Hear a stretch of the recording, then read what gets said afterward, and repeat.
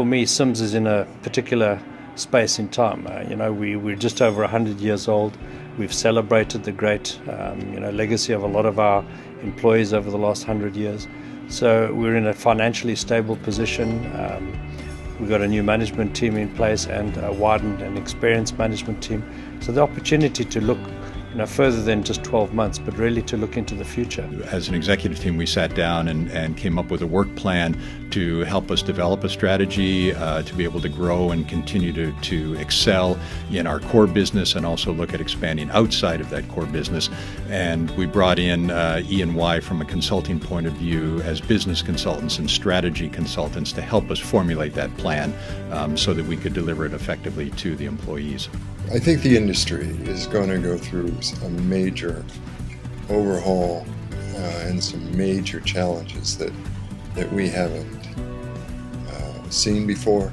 Our business has changed. Industry is changing to the degree that you need to have a look at where do you actually want to play, where do you want to be into the future, and that sets sort of a lighthouse into the future.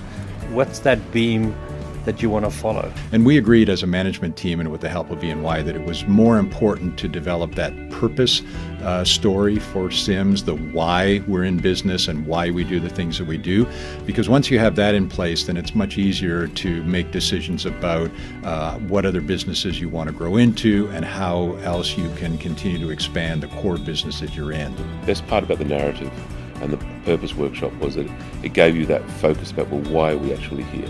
Knowing what our purpose is will help us also make the right decisions, right? Where do we invest our money?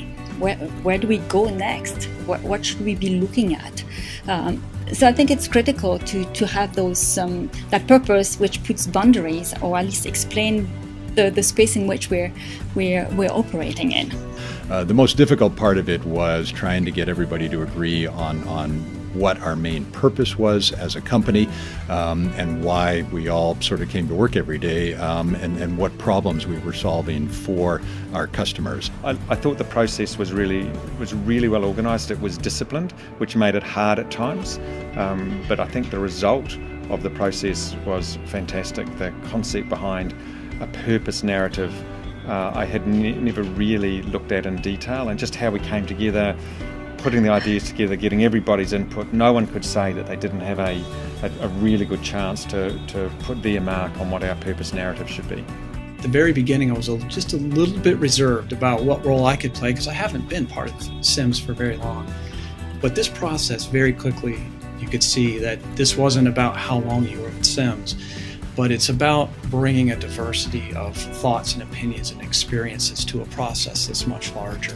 When people start talking about their best days at Sims or a memorable incident or activity that happened when they were an employee of Sims, what you hear at that point is sort of heartfelt stories about how individuals have contributed in some aspect to a really significant impression or incident that's taken place that sticks with everybody. And when you hear these stories coming from around the world, it really it makes you very proud to work for Sims, and it gives you a really instantaneous sense about how passionate all of the Sims employees are around the world. Even though we rarely talk to each other on a global basis, there's not necessarily a lot of interaction between folks in Australia and the UK, for example, and yet they all have similar stories in terms of how much employees really believe in the company and how much they want to do well, not only for the company, but for the communities in which they live in as well.